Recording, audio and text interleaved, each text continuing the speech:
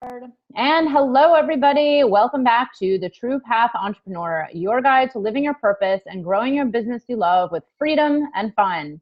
I'm your host, Beth Weinstein. I'm a transformational business coach helping current and aspiring entrepreneurs align with their true purpose and grow their business so you can help more people, profit with your passion, and have a thriving business you love working on your terms from anywhere. And in today's interview, we get to hear from Michelle Villalobos. Hopefully I got that right, Michelle. How are you?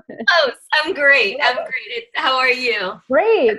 So Michelle is also known as the Superstar Activator. She is the host of the Awaken Your Inner Superstar podcast and creator of the Superstar brand and business model. Her mission is to activate superstars, thought leaders, speakers, authors, experts, consultants, and other surface-based entrepreneurs to grow contribution-focused, lifestyle-friendly businesses without sacrificing themselves in the process. Many superstars face the daunting challenge of how to scale themselves. While their work is rewarding and creative, it can also be exhausting, high pressure, and require travel and personal appearances, such that they're constantly signing for their supper. This is no fun. Michelle's programs and her superstar model help superstars monetize their magic in a leveraged, scalable, and sustainable way. So Michelle, this is awesome. I love superstars. I actually have very aligned from what I gather. Yeah, I have 2 star tattoos, so I like to consider myself a superstar too. But tell people, what's your journey? How did you get started in helping people grow their business in this way? Well, so I've been in business now for 11 years, which is a long time. And I would say that for the first 7.5, it really sucked. The way I started my business was kind of by accident. I had a breakdown, pretty much. I've had a few of those in my life where it just like I couldn't take it anymore. I was in a job that wasn't meaningful to me. I had hit kind of the highest level. I'd become the executive publisher of this fashion magazine, and I could barely get out of bed in the mornings. I'd gotten like what I thought I wanted, the dream, and it was empty and soulless. And so I thought the problem was the job. I never thought the problem could possibly be me. And so I said, you know what, I'm going to be an entrepreneur so I don't have any more bosses and I can do whatever I want. And that was kind of the impetus behind becoming an entrepreneur. So I didn't start a business with any sort of concrete vision or even a not concrete vision. I didn't have a plan. I didn't have a vision. I didn't have a purpose. No, nothing. I just started it full on from ego, thinking I can do better than this. And it really was tough. And so over the course of those 7.5 years, I learned a lot. And that's when I started diving into business and personal branding in particular as kind of a thing that I could really do well. But along that journey, what I didn't do and what I didn't figure out until another breakdown was that, the answers were all inside of me and that I was really the biggest problem in my business. And so that was a whole new journey of transformation, which I think you can probably relate to since that's what you do. I had to wake up, and that happened about 4.5 years ago. April of 2014, to be precise, was the moment that it began. And since then, it's been an even crazier, more challenging, but way more fun and fulfilling journey. Yeah, it's incredible. And you totally hit the nail on the head. It's challenging. It's not always easy, but it's so fulfilling. It's completely worth it.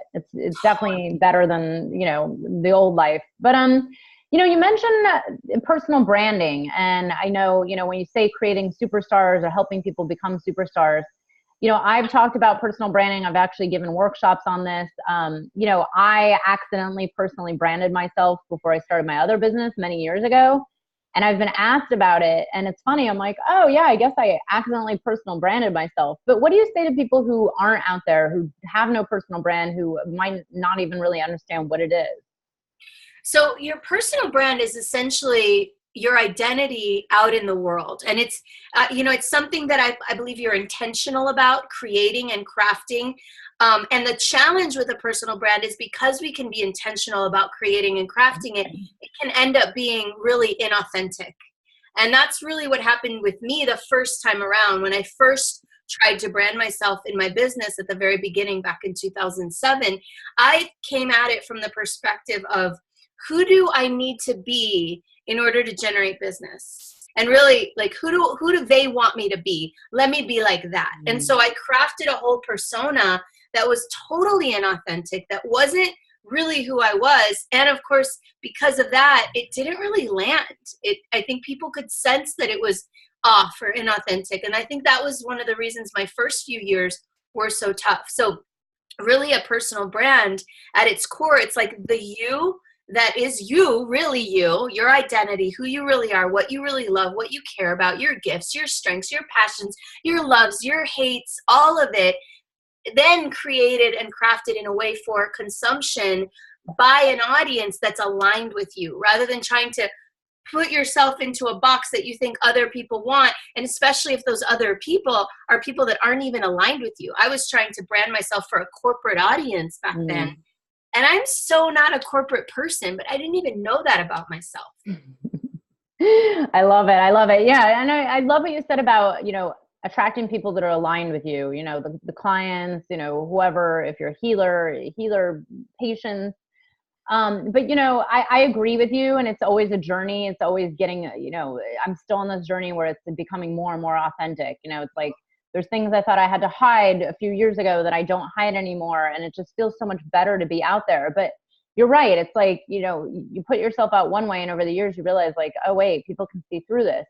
But yeah, what do you say to people about, how do they then attract in people align with them? And should they worry? Like, let's say they're in like a crazy, interesting niche that they think like, oh, no one's going to get it, or no one will like me, or no one understands that I'm a coach and a massage therapist at the same time, or whatever it is. Like, what do you say to people? Like, are there any tips for getting through that or getting around it? Yeah, so I would say that that's kind of the superstar model that you mentioned earlier from my bio.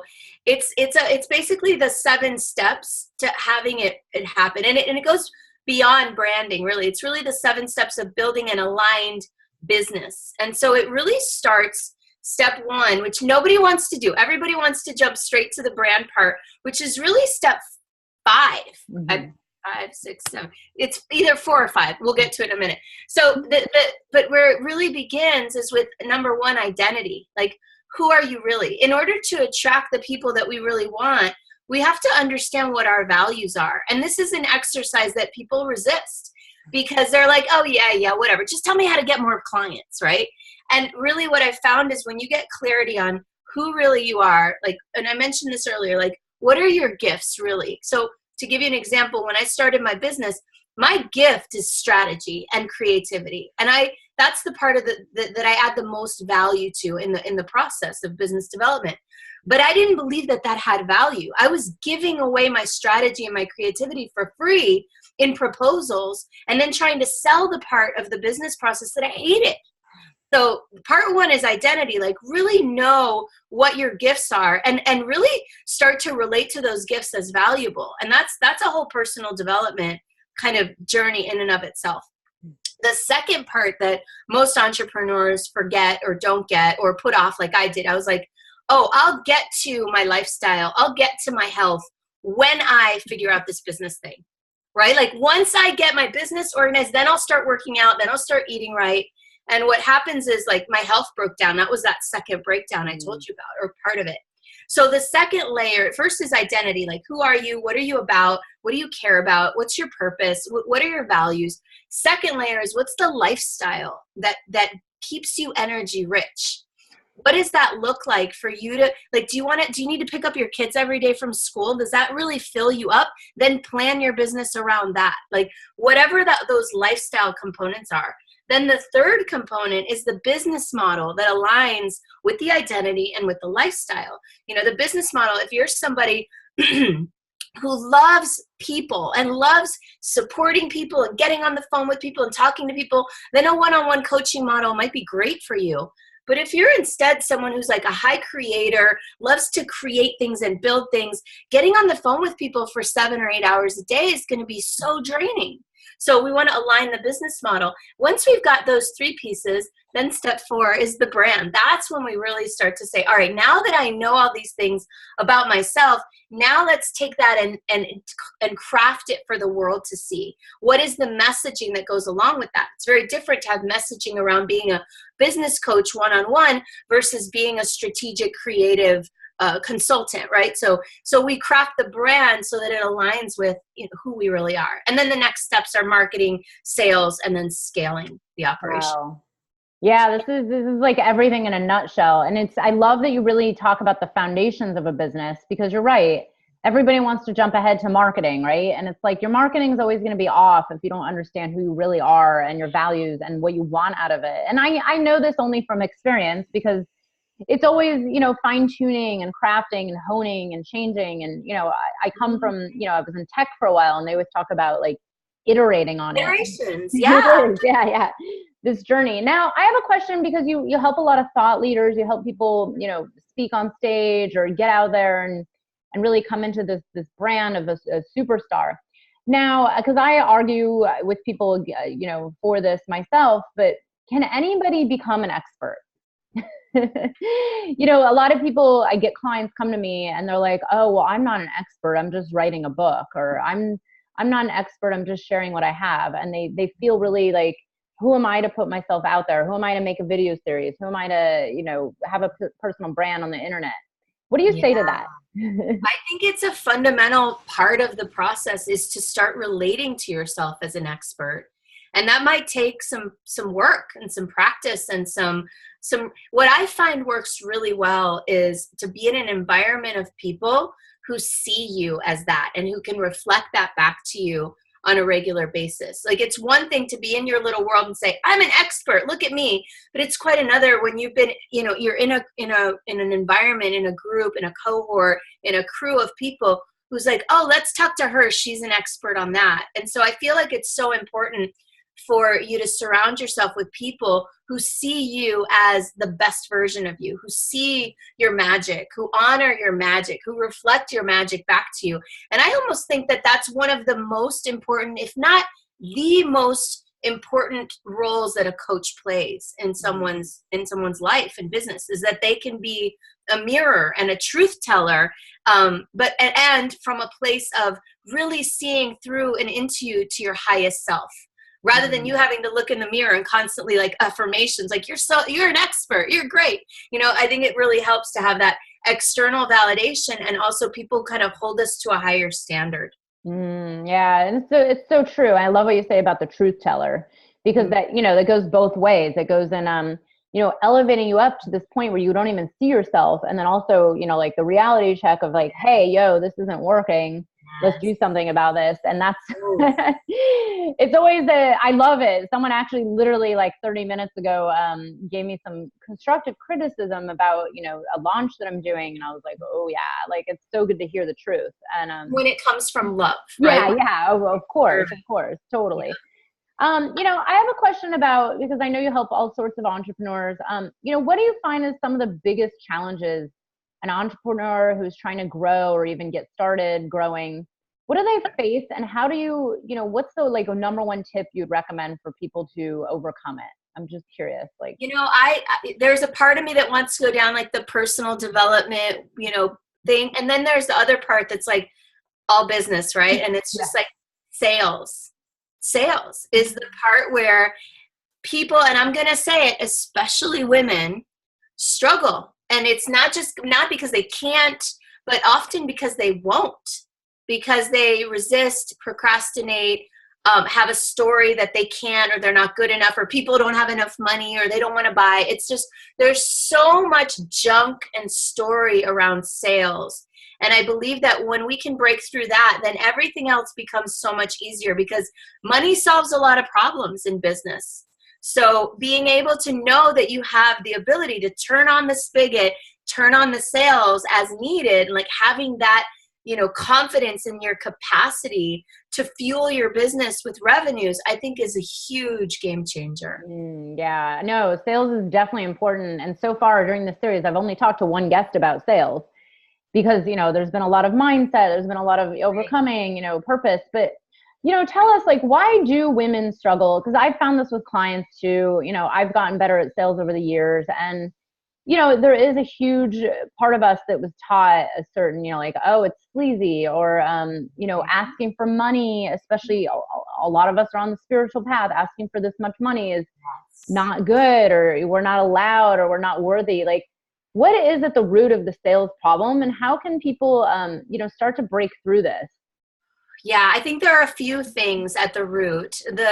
The first, I'll just share that I recently read a study, and I really need to go track it down so I can quote it properly. But it's really interesting because they compared men and women in their friendships and how their friendships relate to business. It was really interesting because the men, the friendlier they were with each other, the more business they did together. The more comfortable they felt asking for someone to work with them or creating a sales opportunity, with that friendship. With women, the more friendly they got, the less likely they were to do business together. Oh my God. Isn't that crazy? Yeah, that's kind of mind-blowing. It's mind-blowing. And the reason is, if you think about it, I've seen this, and I'm actually in a couple of groups where I witness this, and I try to kind of pattern interrupt it, but it's really a difficult pattern. And that there's a belief that when you care about each other, you don't charge each other. Oh my God, this is totally ringing true, right? It's like giving discounts to friends and, but if anything, it's like friends want to work with you, right? I always tell new clients, people getting started, I'm like, you always start with your immediate community while you're building up your community. Well, and you'll probably see that there's resistance to that. Yeah. Right.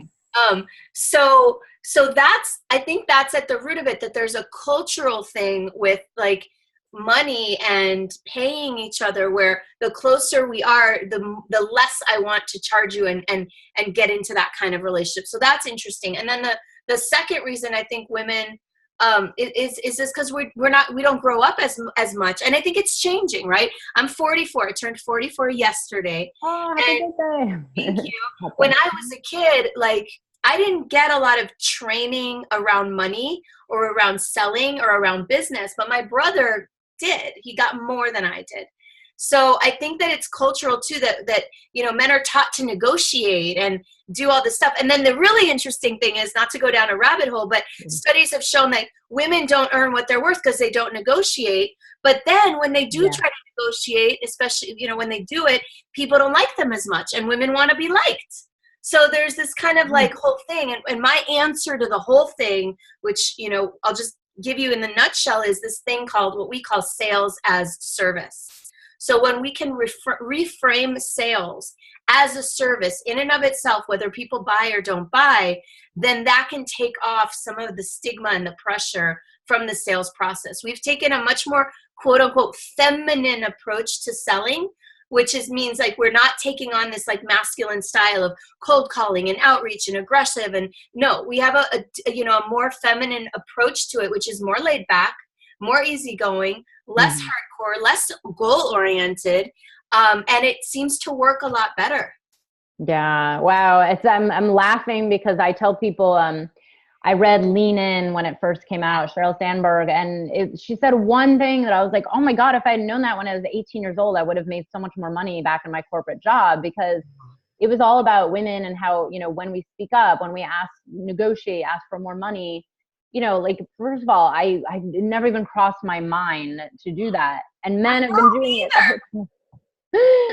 I know, it's crazy. So I'm glad you and everybody, a lot of women in this industry are getting this out. And you're right, like sales, approaching it from a different perspective, that it can actually be of service. It can be helpful because you're here sharing something with the world and sharing, hopefully transforming lives.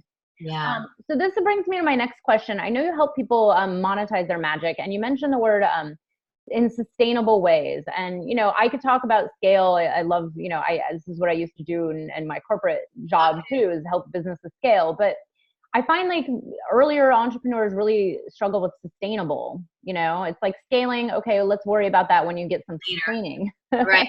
Let's get sustainable first. That's a great point. How do you help people? What are some tips for building a sustainable business, as a coach or a solopreneur or someone on this helping thing? It was a game changer for me, and it sounds so obvious. You're going to be like, yeah, I knew that. And at the same time, you're also going to say like, yeah, my clients, they forget this. And it's monthly recurring revenues. That is the key to becoming sustainable, is rather than selling short-term projects or gigs or whatever it is, like really focus on what we call the big back end. What's the big back end? Like for the first 7.5 years of my business, I was hustling gigs, hustling training programs, half-day workshops, seminars, speaking engagements. I never really got the hang of how to turn it into a monthly recurring deal on the back end. And literally, if that's the key. Number one, start with the end. Like, what is the back end that you want to deliver? And then all roads lead to that. And I would say if you make that shift, then you can very quickly, it took me about 4 months to get to a place where I was sustainable enough once I shifted this, that I could hire my first employee. I mean, that's huge. I'd spent 7.5 years by myself hustling with revenues like this. And in 4 months, all of a sudden it was like, oh, okay, I've got this base. And now I can hire, and know that I can afford that person every month. And from there, everything became a lot easier. Yeah. It's so important too, the sustainability thing, because, when you're in that down of the hustle, the ups and the downs, and you're just suffering, you can't grow your business. You're going to get into the scarcity mode. Your whole energy is going to change, and people see right through it. So yes, they feel it. Yeah. So tell people, I know you have this awesome free gift that's in today's email, and they can click the link. It's called the Retreats to Riches Roadmap. Like, that sounds so enticing. I love going on retreats. What does this mean? Is this about putting on retreats? Yeah. So that's the model that saved my business. 4.5 years ago, when I had that big breakdown, what happened was I had to focus on my health, my emotional, my physical well-being, and my business basically stopped for 2 months. And I came up for air and realized, holy cow, I don't have a business. I have a job, right? And one that doesn't even let me take time off to take care of myself after 7.5 years of breaking my back. So I was like, this is no good. So I met a mentor who taught me, who basically I had a list, and I was doing speaking engagements. So I had opportunities to sell people and to enroll people, but I wasn't enrolling them into something simple that was sustainable. So the retreats model that they taught me was basically 4 retreats a year, essentially, 4 introductory retreats, 1 a quarter, and then a big back end, like taking some people from the retreat who are a fit into a 1-year program. So we're 4.5 years later. We have our first 2 clients. 2 of our clients from the very beginning have entered their 4th year with us. Wow. Meaning I've had recurring revenues from those 2 clients for 4 years. Amazing. So it's a beautiful, easy, feminine-friendly, lifestyle-friendly business model that we've started to, since we spent 4.5 years now iterating it, perfecting it, tweaking it, evolving it. Now we're sharing it with other people. Like, this is what you can do. Try it. You don't even have to stop doing what you're doing. You can just add this right on top of your current business model and start to, and if it works, which it will, if certain criteria, then you can just migrate your whole business over to that model. And it's so energy rich and fun. I love it. Fun, energy, my favorites. Oh, this is awesome, Michelle. This has been so great. Can you tell people a little bit more about where to find you online, how to work with you, what you offer, anything going on? Sure. Thank you, Beth. Yeah. So we do our own retreats. We actually do 6 a year now. It's called the Business Breakthrough Retreat. And that's our core foundational program. And what makes that program amazing is that in 3 days, we essentially map out your entire business from soup to nuts. So you'll have clarity on your packages, your pricing. We teach you our sales as service process. And by the time you leave, you have a 90-day plan that's very concrete. You know exactly what you're creating. And you also just have clarity about who you are and what you're up to. We do personality testing before you come in. So it's a really fun, good program with amazing outcomes. And then that's at superstarbusinessbreakthrough.com. That's kind of our core program. And if that's something you're interested in, you would basically have a conversation with one of the people on my team who is trained to basically help you get clarity. And the way we approach sales, as you can imagine, is that there's no pressure. It's very low key. It's very insight and perspective driven. Like, we give you as much as we can on that first call. And if it's a fit, we'll let you know about what the programs are. But we're very no pressure kind of approach. And you can find me at superstaractivator.com, or you can just Google Michelle Villalobos and you'll find me. Great. This has been so awesome. Thank you so much, Michelle. And everybody, be sure to get your Retreats to Riches roadmap in today's email. This has been great. I love talking sales, and I love talking this feminine aspect of business. And I know everybody got a lot out of it. Thank you so much for joining us. Yay. Thank you, Beth. It was such a pleasure. Thanks. And everybody be sure to join us tomorrow on the True Path Entrepreneur for more interviews. Bye.